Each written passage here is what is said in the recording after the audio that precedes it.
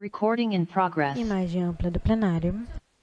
Eu declaro aberta a terceira sessão administrativa ordinária a ser realizada na modalidade híbrida e submeto à Corte a ata Foco no da desembargador segunda Carmo sessão Antônio, administrativa presidente do ordinária de Tribunal Regional 2025, Eleitoral. Desembargador Carmo perguntando Antônio, se há alguma livre de declarar, sem impugnação. cabelos, Não parcialmente havendo, grisalhos, está curtos, olhos avermelhados, aprovada a castanho unanimidade. escuro, nariz afilado e traje da preta. Excelências, Imagem ampla do em plenário. regra, as posses dos juízes substitutos acontecem em gabinete, mas nós reconhecemos Na que tela, esse com ato direito superior, é logo do extremamente TRP, importante para que a inferior, gente possa janela de fazer livros com isso intérprete.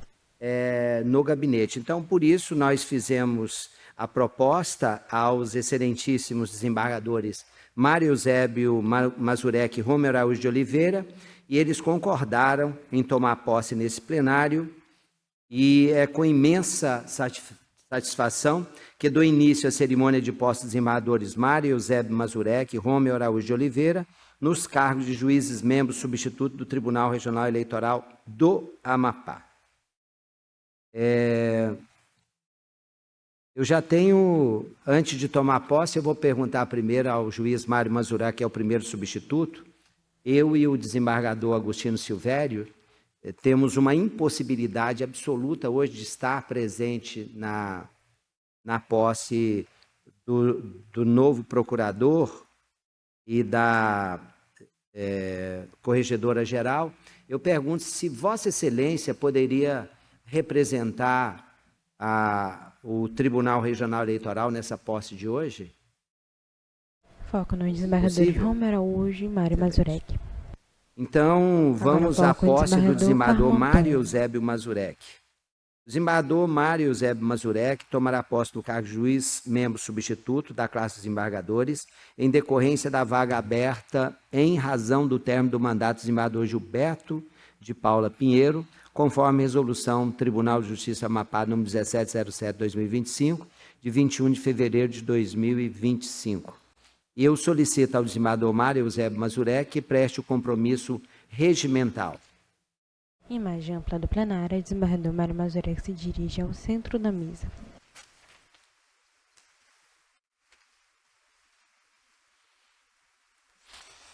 Prometo desempenhar leal e honradamente os deveres de meu cargo, cumprindo e fazendo cumprir a Constituição e as leis do país. Muito obrigado. Eu solicito à secretária judiciária que faça a leitura do termo de posse. Termo de posse. Permanece imagem ampla do Excelentíssimo plenário. senhor desembargador Agora Mário foco na parte Eusébio central da Mazurek, mesa, com a palavra juiz da membro secretária substituto do judiciária Tribunal Milene Regional Laje. Eleitoral do Amapá. Aos 10 dias do mês de março do ano de 2025, perante a Egreja Corte do Tribunal Regional Eleitoral do Amapá, reunido em sessão administrativa sob a presidência do desembargador Carmo Antônio de Souza, compareceu o desembargador Mário Eusébio Mazurek, eleito na 90ª sessão ordinária do Egrégio Tribunal Pleno Administrativo do Tribunal de Justiça do Estado do Amapá, realizada em 27 de novembro de 2024, conforme resolução TJAP número 1707/2025, de 21 de fevereiro de 2025, para integrar a Corte Eleitoral no cargo de juiz membro substituto da classe dos desembargadores para o biênio 2025-2027, na vaga decorrente do término do biênio do desembargador Gilberto de Paula Pinheiro. Prestado o compromisso regimental, o presidente o declarou empossado para o mandato de 2 anos a contar desta data. E para constar, eu, Milene Lages Mendes Azevedo, secretária judiciária, lavrei este termo, que depois de lido é assinado pelo presidente e pelo juiz empossado. A secretária se levanta. Desembargador Carmo Antônio assina papéis e entrega ao desembargador Mário Mazurek, que assina papéis.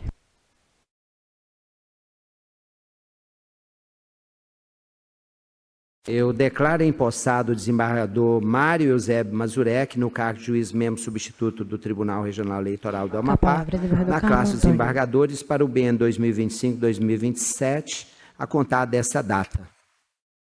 Desembargador Carmo se levanta e cumprimenta o desembargador Mário Mazurek.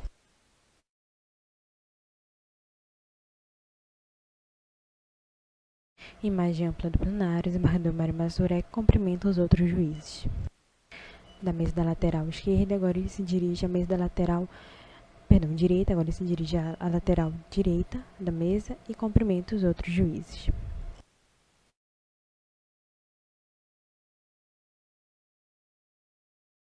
O desembargador Rômeu Araújo de Oliveira Antônio. tomará posse no cargo de juiz, membro substituto da classe dos desembargadores, em decorrência da vaga aberta em razão do término do mandato do desembargador Carlos Augusto Torque de Oliveira, conforme resolução TJP número 1707/2025, de 21 de fevereiro de 2025.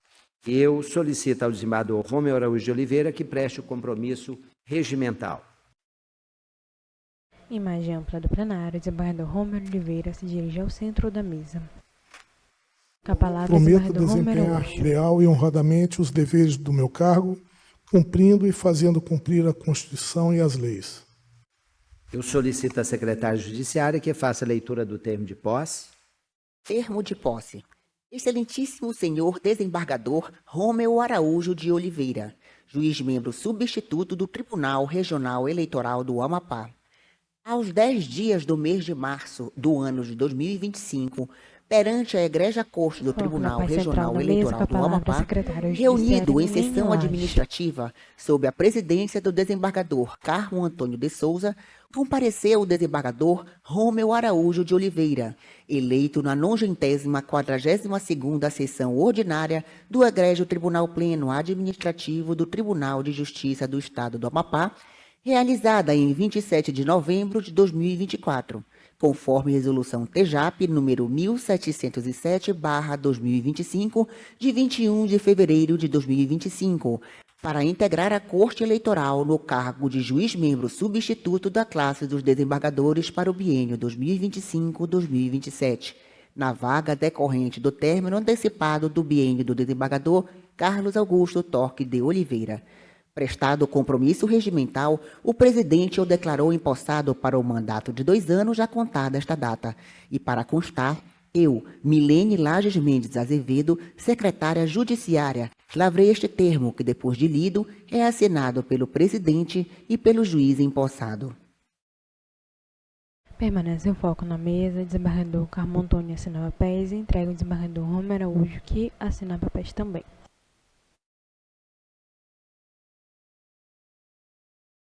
Eu declaro empossado o desembargador Rômeu Araújo de Oliveira no cargo de juiz membro substituto do Tribunal Regional Eleitoral do Amapá, na classe dos desembargadores, para o biênio 2025, a contar desta data.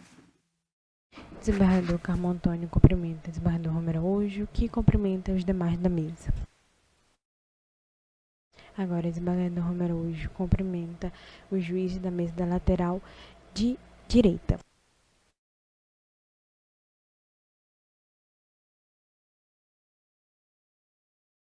Agora, o desembargador Rômeu Araújo se dirige à mesa da lateral esquerda, que cumprimenta os outros juízes.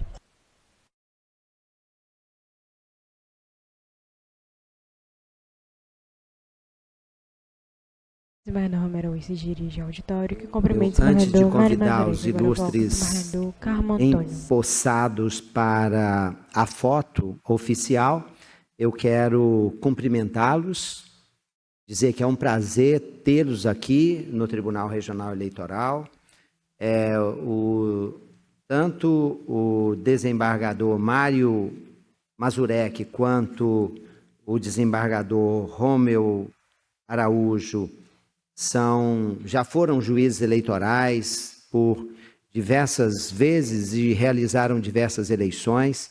E eu tenho certeza que é uma excepcional aquisição e eu desejo um período muito profícuo para os dois nesse biênio 2025 e 2027. Sejam muito bem-vindos à família eleitoral do Estado do Amapá. E aí eu já os convido para que a gente possa bater uma foto. Parabéns aos dois, viu? Imagem ampla do plenário. Vamos lá bater uma foto?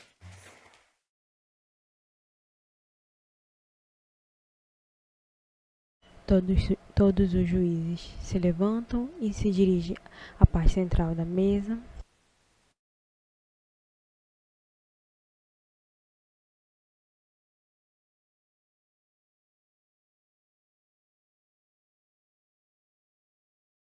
Todos posicionados, eles posam para a foto.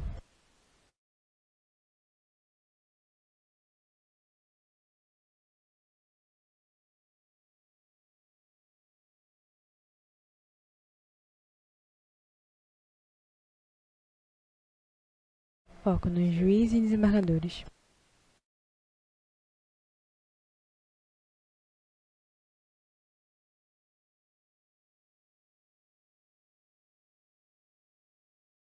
Os juízes e os desembargadores se cumprimentam.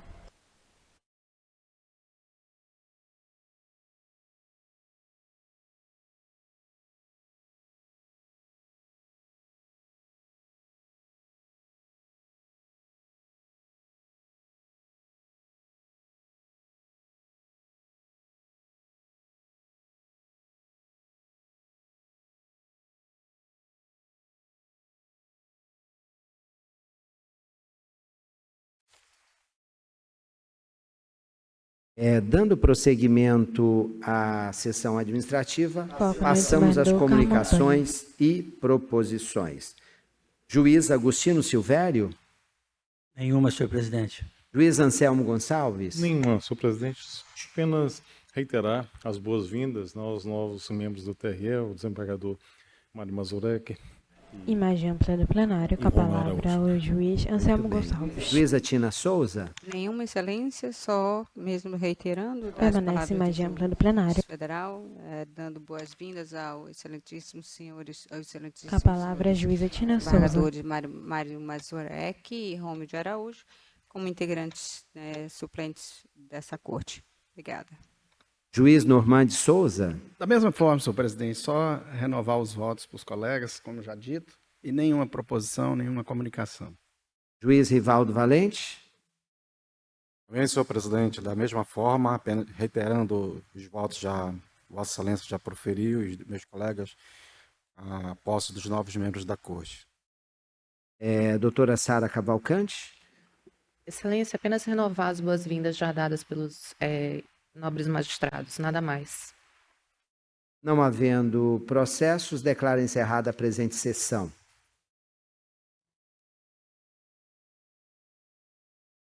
E havendo quórum, Imagem declara ampla do aberta a plenário. 17ª sessão judiciária ordinária do TREAP, a ser Foco no realizada na desembargador modalidade Armando híbrida, Antônio. presencial e por videoconferência, e submeta a apreciação a ata da 16ª sessão judiciária ordinária de 24/2/2025. Pergunto se há algum óbice à aprovação. Não havendo, está aprovada a unanimidade.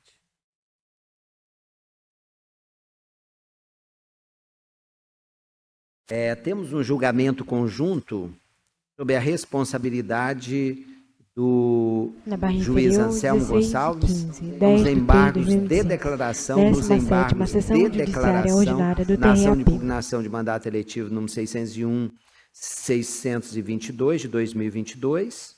Também embargo de declaração nos embargos de declaração na ação de impugnação de mandato eletivo 0600-007/2023.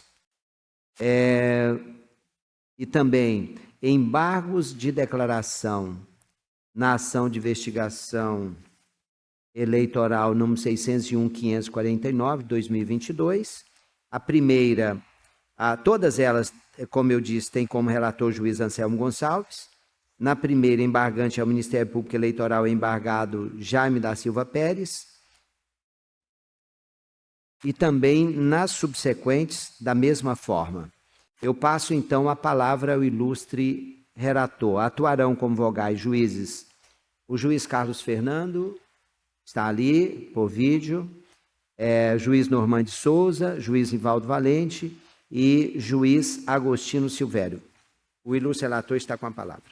Senhor presidente, eminentes Foco no pares, juiz Anselmo procuradora Gonçalves. Ele é branco, regional careca, eleitoral, usa óculos de armação escura, nariz Pedro afilado Filé, e traz toga Lourenço preta. da Costa Neto e o Ministério Público Eleitoral opuseram embargos de declaração contra a decisão deste colegiado, consubstanciada nos acórdons TRE-AP número 8495 de 2024, 8496 e 8497, que conheceu dos primeiros embargos e no mérito, por maioria, os acolheu com efeitos infringentes, afastando a caracterização de fraude à cota de gênero.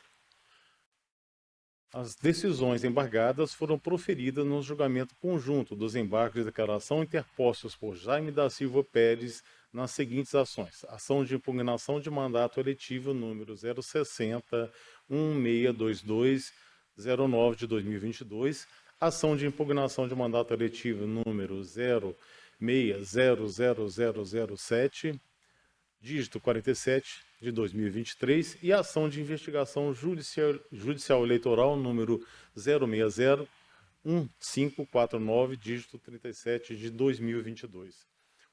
O primeiro embargante sustenta que os embargos têm por objetivo: 1.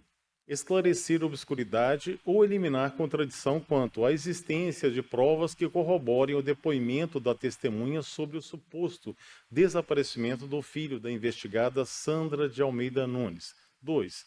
Suprir omissão quanto à ausência de atos de campanha e à votação ínfima de Sandra Nunes. 3. Suprir omissão relativa ao vínculo de subordinação entre Sandra Nunes e Jaime Pérez. 4. Suprir omissão quanto à nomeação de Carla Roberta Nunes Barreto para cargo anteriormente ocupado por sua mãe na Assembleia Legislativa do Amapá. E 5. Suprir omissão sobre o vínculo de parentesco entre Joaquina da Silva Ramos e Maria Trindade da Silva, considerando a inexistência de campanha, a ausência de repasse de recurso financeiro de origem pública, a padronização das prestações de contas e a desistência de ambas do pleito. O segundo embargante, por sua vez, aponta omissões nos acórdons relativas: 1. A votação ínfima de Sandra de Almeida Nunes. 2. A inexistência de atos de campanha das candidaturas impugnadas. 3. Ao vínculo de subordinação empregatícia e política entre Sandra Nunes e Jaime Pérez, único candidato eleito. 4. Ao vínculo de parentesco entre Joaquim da Silva Ramos e Maria Trindade da Silva. E 5. Aos valores financeiros considerados irrisórios, de origem pública, destinados à candidatura de Sandra Nunes. O embargado apresentou contrarrazões. Finalmente, o Ministério Público Eleitoral, na qualidade de fiscal da ordem jurídica, emitiu parecer sobre os embargos de declaração do primeiro embargante. É o relatório. Foco na parte central da mesa, com a palavra Isamar do Carmo Aqui o Ministério Antônio. Público atua como fiscal da lei, está com a palavra. Obrigada, senhor presidente. Excelentíssimos julgadores, todos aqui presentes, boa tarde. Primeiro, quero me deter nas questões que envolvem o próprio cabimento dos embargos. No caso do acórdão que foi embargado, nós temos a nítida premissa de que a eventual fraude, eventual equívoco, eventual erro, eventual problema na apresentação do DRAP teria como origem a renúncia das 3 candidatas. Portanto, ocorreria depois da homologação do DRAP. A tese ministerial, entretanto, e por isso cabe aqui embargo de declaração, é de que a fraude no DRAP foi praticada antes. E nós trazemos aqui alguns elementos desde a ação de impugnação de mandato eletivo para poder ratificar essa conclusão. Então, existe uma hipótese de cabimento legal dos embargos de declaração, porque caso venha a ser acolhida essa tese do Ministério Público de que a fraude no DRAP, na verdade, não necessariamente a fraude, mas o comprometimento da proporção de 30% por 70%, que é definida pela política de gênero, foi comprometida não com a renúncia das candidatas, mas com a fraude praticada pelo partido assim que foi submetido o demonstrativo de regularidade partidária. Por que houve essa fraude? Por 2 razões que não foram apreciadas no acordo embargado.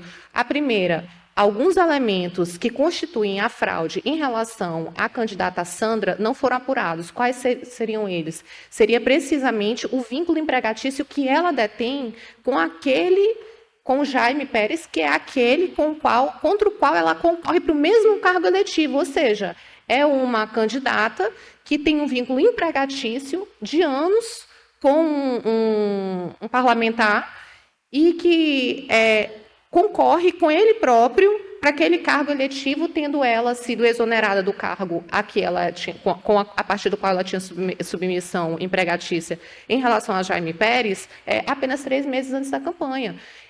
Relembrando, excelências, que nos termos da jurisprudência reiterada do TSE e da súmula 73 também do TSE, os elementos que caracterizam a fraude à cota de gênero, eles não são por si só, muitas vezes, suficientes para poder indicar que há um ilícito. Não isoladamente. Eles indicam que há um ilícito a partir do conjunto probatório que é trazido aos autos. Tanto é que a súmula 73 ela é muito clara em trazer votação zerada ou inexpressiva, que foi o caso da Sandra, ausência de atos efetivos de campanha, que foi o caso da Sandra, e prestação de contas zeradas, que não foi o caso porque houve a renúncia, porque ela não praticou os atos de campanha. Então, existe um elemento factual a mais, que é o vínculo empregatício, que não foi apurado ali por ocasião do acórdão, que se soma a vários elementos factuais já trazidos naquela AINE que estão a indicar que ela era uma candidata fictícia. Ou seja, ela não tinha a intenção de participar de fato do pleito. Não foi o desaparecimento posterior do filho dela que comprometeu o ato de campanha da Sandra. Foi, desde o começo, a intenção clara de apenas compor um DRAP para poder ser aprovado aquele demonstrativo. Então, foi na apresentação do DRAP, não na renúncia da Sandra, que houve o comprometimento da política de cotas de 30%, 70%, porque ela era um número essencial para compor esse patamar mínimo. A mesma situação é trazida em relação às 2 irmãs, porque são 2 irmãs que não se tem histórico de avanças, também não praticaram qualquer ato de campanha, inclusive no comitê da Sandra, por exemplo, nem no delas tinha algum indicativo de que havia, de fato, um comitê competitivo ali, tiveram uma votação extremamente inexpressiva e não tiveram uma prestação de contas zerada, como trata a súmula, precisamente porque renunciaram. Ou seja, no caso, nós temos 2 elementos, um em relação à Sandra, um em relação às 2 irmãs, que não foram apurados nos embargos, que é o vínculo empregatício e é o vínculo de parentesco, que é reconhecido pelo TSE como um elemento adicional a todos os outros que já foram trazidos, para indicar que há uma fraude à cota de gênero, e que caso esses elementos, sendo considerados por Vossas Excelências como algo fundamental também para se verificar que houve uma fraude, há de se indicar que o comprometimento da porcentagem foi anterior à renúncia, e não depois da renúncia delas. Ou seja, o DRAP já estava eivado de um ato fraudulento. E os atos fraudulentos são o quê? São nada mais do que uma convergência de atos, de protocolos, de burocracias que se prestam a dar uma aparência de legalidade, mas que, na verdade, tem ali algo que não condiz com a legalidade, como é o caso dos autos. Então, excelências, com essas brevíssimas considerações, já que se trata de embargo de declaração e que essa matéria também já foi repisada por esta Corte, o Ministério Público pugna para que esses embargos de declaração sejam acolhidos, para que, aclarando estes 2 pontos factuais, se dê provimento à ação de pugnação de mandato eletivo. Obrigada. Novamente com a palavra, ilustre relator. O recurso é adequado e tempestivo, dele conheço. Alguma objeção ao conhecimento? Não havendo, Vossa Excelência pode prosseguir. No caso, alegou-se obscuridade, contradição e omissões. Primeiro, alegação de obscuridade e contradição. Pedro Filé Lourenço da Costa Neto sustenta a necessidade de esclarecer obscuridade ou eliminar contradição quanto à existência de provas que confirmem o depoimento da testemunha sobre o suposto desaparecimento do filho da investigada Sandra de Almeida Nunes. Nas lições aqui eu cito uma doutrina só para falar da questão dos requisitos legais, dos pressupostos para se formular o recurso de embargo de declaração. E cito também precedentes do Superior Tribunal de Justiça, dizendo que a obscuridade é fenômeno representativo de acórdão ininteligível, confuso, embaraçoso em suas razões e enigmático em sua parte dispositiva. Ainda de acordo com o STJ, a contradição que autoriza a oposição de embargos de declaração é interna, caracterizada pela existência de proposições inconciliáveis entre si.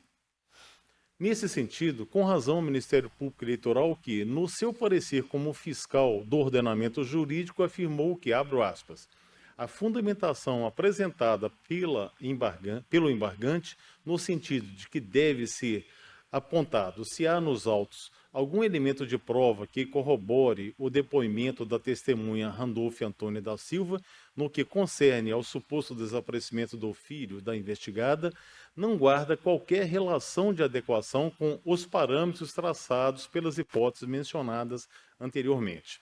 Fecho aspas. Com essas considerações, afasto essas alegações. Omissão quanto à votação ínfima de Sandra Nunes, 2 votos. Inicialmente, eu faço 2 considerações relevantes. Primeira, neste tópico e nos subsequentes, ambos os embargantes sustentam, em essência, argumentos convergentes, o que justifica a análise conjunta de suas alegações sob os mesmos títulos, garantindo uniformidade e coerência na apreciação da matéria. Segunda, de fato, os pontos a seguir não receberam enfrentamento expresso nas decisões embargadas, razão pela qual passo a examiná-los a fim de suprir eventual omissão e assegurar a completude da prestação jurisdicional. Quanto à alegada omissão relativa à votação ínfima, ressalto que, conforme o voto vista vencedor proferido em 14/10/2024, o qual integra as decisões impugnadas, a obtenção de votação inexpressiva, por si só, não constitui elemento suficiente para a configuração de fraude à cota de gênero. Esse entendimento está devidamente consolidado na jurisprudência do Tribunal Superior Eleitoral, conforme se verifica da seguinte decisão. Abro aspas. No caso, quanto à primeira das 2 candidatas impugnadas, não há prova robusta da prática do ilícito. Apesar da votação inexpressiva, 3 votos, consta de modo expresso do acordo regional que a candidata utilizou em sua campanha eleitoral santinho, além de constar imagens de sua participação em evento político partidário. Incidência no ponto da súmula número 24 TSE, que veda reexame de fatos e provas nesta seara. Esse é um recurso especial eleitoral, cujo relator foi o ministro Benedito Gonçalves. Esse acórdão é de 6/10/2022. Fecho aspas. No mesmo sentido, cito outro recurso especial eleitoral, em que se verificou que uma das candidatas recebeu apenas 2 votos. Esse acórdão foi relatado também pelo ministro Benedito Gonçalves. E o acórdão é datado de 3/8/2024. Por oportuno, cito o precedente deste Tribunal Regional Eleitoral. Abro aspas. A existência de indícios de candidaturas femininas fictícias consistentes em ausência de arrecadação de recursos e quantidade inexpressiva de votos não é suficiente para a configuração do ilícito, mormente quando se observa que houve a prática de atos de campanha pelas candidatas. Esse é um recurso que foi relatado pelo nosso colega Orlando Vasconcelos, relator designado, juiz João Lages, acórdão de 21/2/2022. Assim, não há que se falar em fraude. Omissão quanto à inexistência de atos de campanha das candidaturas impugnadas. Da mesma forma, essa circunstância relacionada aos atos de campanha, conforme o contexto delineado no voto vista acima mencionado, não compromete a regularidade do demonstrativo de regularidade dos atos partidários, DRAP, sob análise. Nesse sentido, destaco mais uma vez o entendimento do Tribunal Superior Eleitoral, que afirma que, abro aspas, a falta de votos ou de atos significativos de campanha não é suficiente à caracterização da fraude alegada, especialmente porque é admissível a desistência tácita de participar do pleito por motivos íntimos e pessoais, não controláveis pelo Poder Judiciário. Fecho aspas.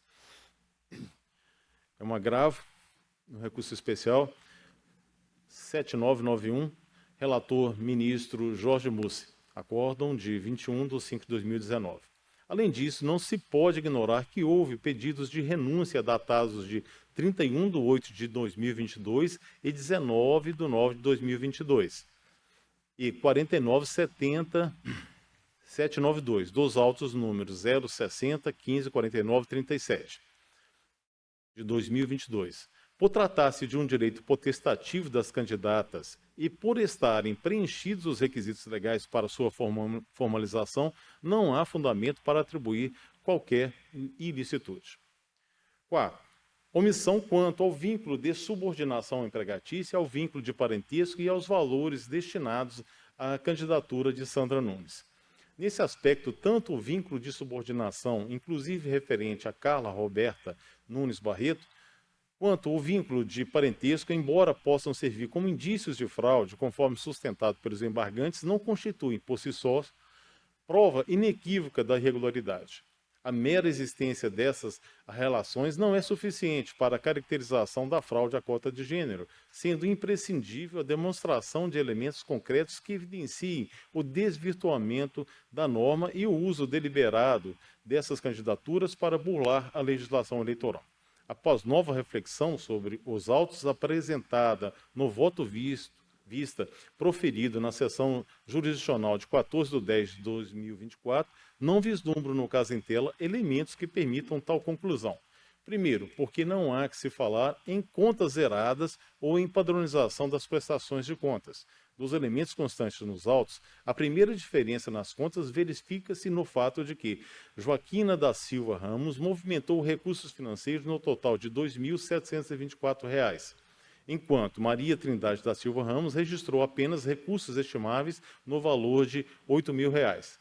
As despesas de ambas, ainda que, no caso desta última, envolvam apenas recursos estimáveis, concentram-se em serviços advocatícios e contábeis. Contudo, essa circunstância não caracteriza padronização. Ademais, a destinação dos gastos de campanha, desde que respeitada a sua finalidade eleitoral, insere-se no âmbito da discricionariedade de cada candidatura, não cabendo ao Poder Judiciário interferir na conveniência dessas decisões. Em segundo lugar, conforme já me manifestei em outros processos sobre o mesmo tema, desde que sejam obedecidos os parâmetros legais referentes à distribuição de recursos públicos, a Justiça Eleitoral não deve interferir na destinação dos valores do Fundo Especial de Financiamento de Campanha, pois a matéria é de natureza interna corporis. Cabe ao partido definir a alocação dos recursos de campanha conforme sua estratégia para o pleito, sem que isso configure irregularidade. Nesse contexto, nada impede que uma única candidata receba, por exemplo, 100% dos recursos destinados às candidaturas femininas, desde que respeitada a legislação aplicável. Assim, afasto a alegação de que o valor recebido por Sandra Nunes, oriundo do Fundo Especial de Financiamento de Campanha, constitui prova de fraude. Embora o montante não seja elevado, a candidata participou da distribuição de recursos públicos destinados à campanha eleitoral. No caso, houve o repasse de R$ 15.000, o que também comprova que sua candidatura não se caracteriza como fictícia. Por fim, registro que as candidatas poderiam, caso assim desejassem, recusar o recebimento dos recursos do Fundo Especial de Financiamento de Campanha, seja por convicção pessoal, seja por discordância em relação ao financiamento público de campanhas. Não por outro motivo, o acesso a esses recursos exige requerimento formal por escrito ao órgão partidário respectivo, conforme dispõe o artigo 16d, parágrafo 2º da Lei das Eleições. O que se deve censurar é a apresentação de prestações de contas zeradas ou notoriamente padronizadas entre as candidatas, circunstância que não se verificou aqui. Mais uma vez, como faço regularmente ao tratar desse tema, recordo que, abro aspas, não basta qualquer prova ou qualquer indício de corrupção ou abuso de poder eleitoral para que seja deferida a cassação de mandatos políticos. É preciso que a prova seja indubitável e inconteste, de forma que, ao final da demanda, o magistrado tenha absoluta convicção de que o processo eleitoral foi maculado e que a democracia representativa foi vilipendiada. Fecho aspas. Ante o exposto e fiel a essas considerações, acolho parcialmente, sem efeitos infringentes, os embargos de declaração opostos por Pedro Filé Lourenço da Costa Neto e pelo Ministério Público Eleitoral, a fim de suprir as omissões nos acórdãos TRE-AP número 8495/2024 e 8496 e 8497, mantendo-se integralmente os seus respectivos dispositivos. É como voto. Juiz Carlos Fernando. Presidente, muito boa tarde. todos, todas. E ambiente virtual, o juiz Carlos Vou Fernandes. acompanhar o voto do relator. Foco no desembargador Carmo Antônio. Juiz Normande Souza. Senhor presidente, eu também acompanho o voto do relator. Juiz Rivaldo Valente. Presidente, da mesma forma acompanho o relator. Juiz Agostinho Silvério. Acompanho o relator, senhor presidente. Eu também acompanho, por se tratar de embargo de declaração na AIME e AIS. Decisão, Tribunal Regional Eleitoral do Amapá, por unanimidade, conheceu o desembargo de declaração e, no mérito, acolheu-os parcialmente, sem efeitos infringentes, nos termos do voto do juiz relator. É isso, doutor Anselmo? Acolheu parcialmente, mas sem efeitos infringentes. Exatamente, senhor presidente. Mantendo integralmente a... Exatamente. Número 4 da pauta é de relatoria juíza Tina Souza, está com vista para o juiz Rivaldo Valente. É o agravo regimental no cumprimento de sentença 601.057/2022, a origem é Macapá, o agravante é Maria Dalva de Souza Figueiredo e agravada União Federal. Doutor Carlos Fernando, se quiser continuar conosco, vai ser um prazer, mas Vossa Excelência já está dispensado. Muito obrigado, senhor presidente. Eu vou me retirar que tenho ido trabalho. Do plenário. Pois não, obrigado pela presença. Uma boa tarde. Bom trabalho. A composição originária era do juiz Normande Souza, Rivaldo Valente, com vista Carmo Antônio Anselmo Gonçalves e João Lages. E em 19 de 2 de 2025, o Tribunal Regional Eleitoral do Amapá, por unanimidade, conheceu do agravo regimental e, no mérito, após o voto da juíza Tina Souza, relatora, do juiz Normande Souza, negando-lhe provimento, pediu vista ao juiz Rivaldo Valente. Aguardam os juízes Carmo Antônio, Anselmo Gonçalves e João Lages.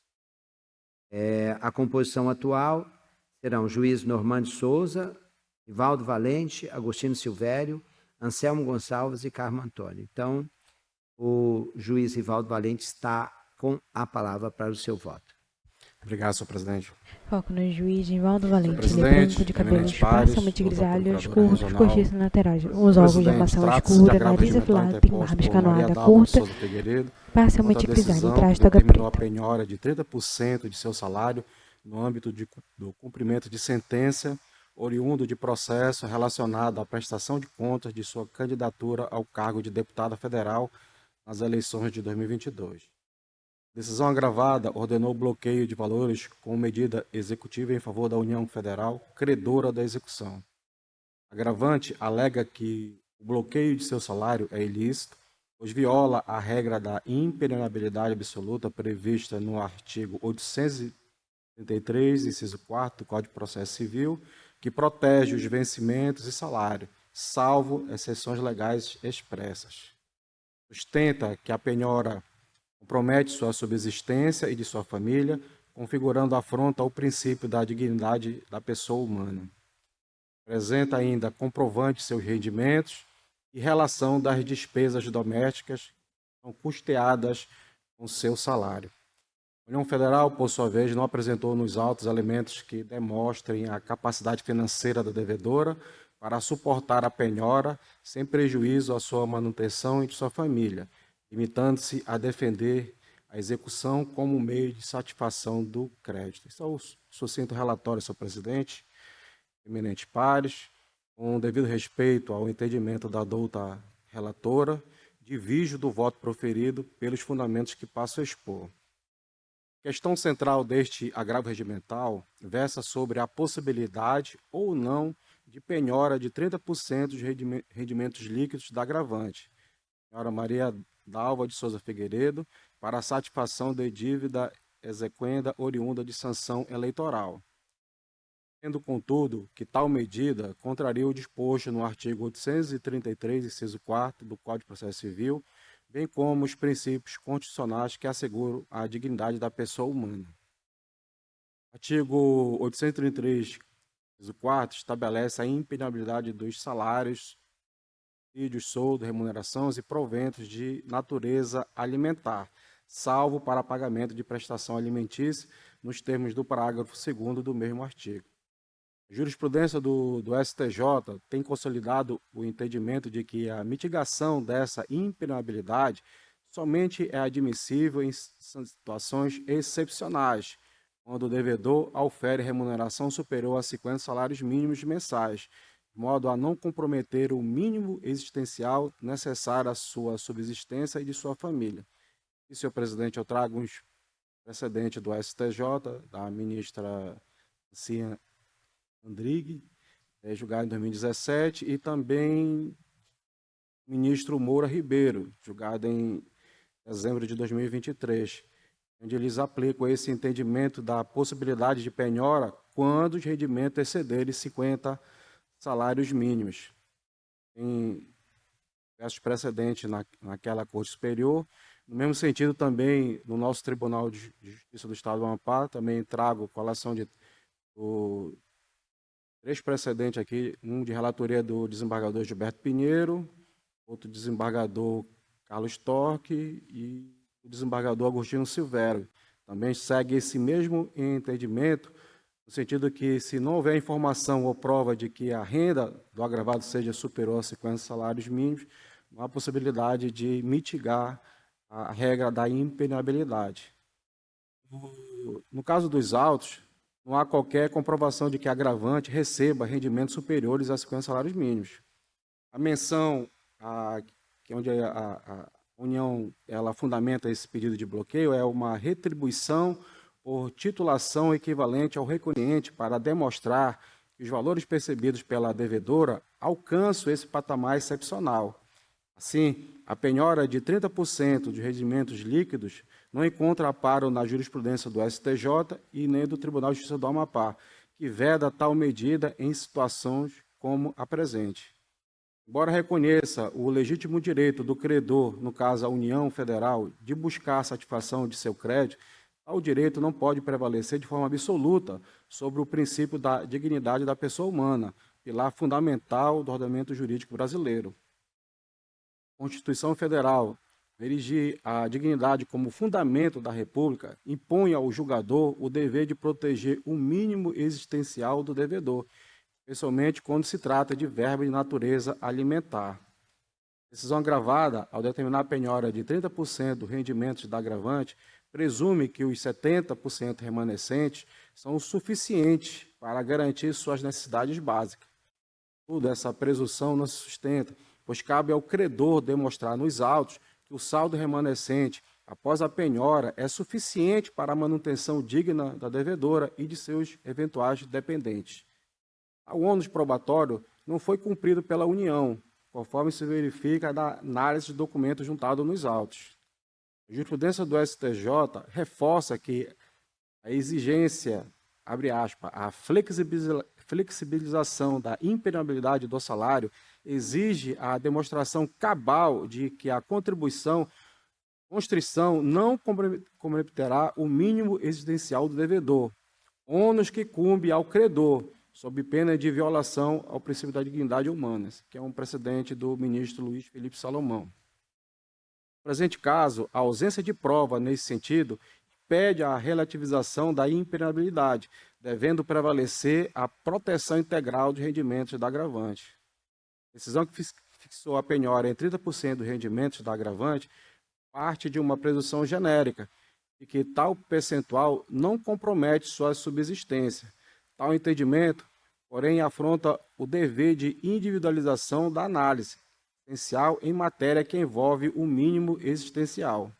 Não se pode presumir de forma abstrata que 70% dos rendimentos líquidos seja o suficiente para assegurar as necessidades básicas da devedora, como alimentação, moradia, saúde e educação, sobretudo sem informações concretas sobre sua situação econômica e familiar. Agravante, servidora pública federal na carreira do magistério, apresentou documentos que evidenciam compromissos financeiros essenciais à sua manutenção e de sua família, como contratos de educação, despesa com saúde, faturas de serviços básicos, pagamento de IPTU. Esses elementos indicam que a penhora de 30% de seu salário pode comprometer gravemente sua capacidade de arcar com despesas indispensáveis. O Supremo Tribunal Federal, ao tratar da proteção ao mínimo existencial, também destaca a necessidade de análise casuística. Abre aspas. A garantia do mínimo existencial não pode ser objeto de presunções genéricas, devendo o julgador proceder à avaliação concreta das condições da vida do devedor para justificar qualquer medida de constrição sobre verbas salariais, como um acordo de relatoria do ministro Marco Aurélio. O STJ, também no mesmo sentido, reforça que, abre aspas, os valores depositados em conta destinada ao recebimento do salário do devedor são impenhoráveis, destacando que a proteção da subsistência deve prevalecer sobre o interesse do credor, especialmente quando este é a União Federal, dotada de amplos mecanismos para a satisfação de seus créditos, sem recorrer à constrição de verbas salariais. Sim, a falta de elementos probatórios nos autos que demonstrem a capacidade financeira da agravante após a penhora reforça a necessidade de manutenção da impenhorabilidade integral de seus salários, uma vez que a decisão agravada presume, sem fundamentação concreta, que a penhora de 30% da devedora não comprometeria a sua subsistência. Contudo, tal presunção inverte o ônus que recai sobre o credor de demonstrar que tal medida não viola a dignidade da executada. Nos autos, a União Federal não apresentou elementos que permitam aferir a suficiência do saldo remanescente, limitando-se a pleitear a execução sem considerar a necessidade básica da agravante. A ausência de tal comprovação reforça a licitude da penhora, pois não cabe à devedora provar sua vulnerabilidade, mas sim ao credor justificar a excepcionalidade da medida. Sem essa demonstração, a constrição de 30% do salário revela-se desproporcional e contrária aos princípios que regem a execução.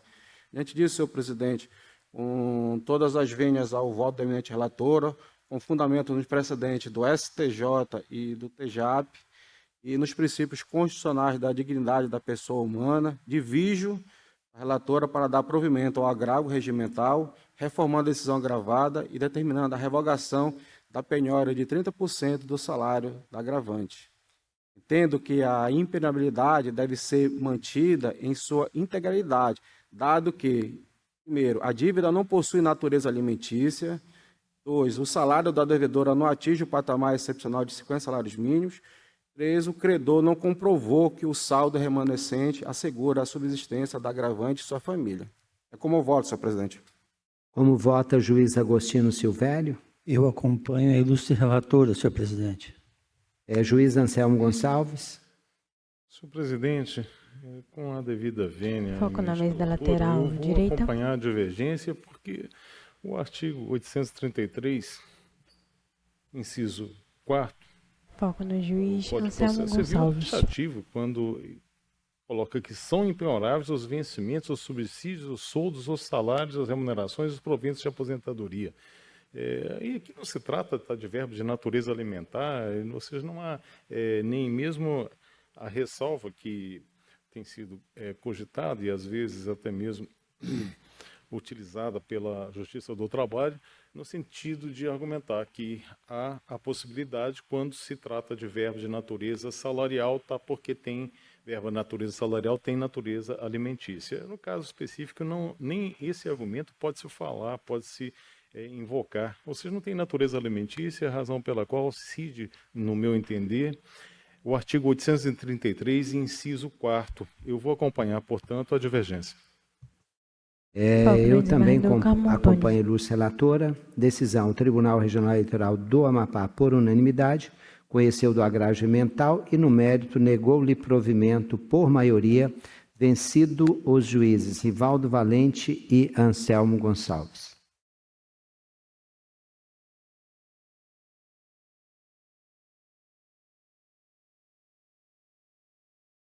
Aqui consta que não há mais processos para julgamento. É isso mesmo?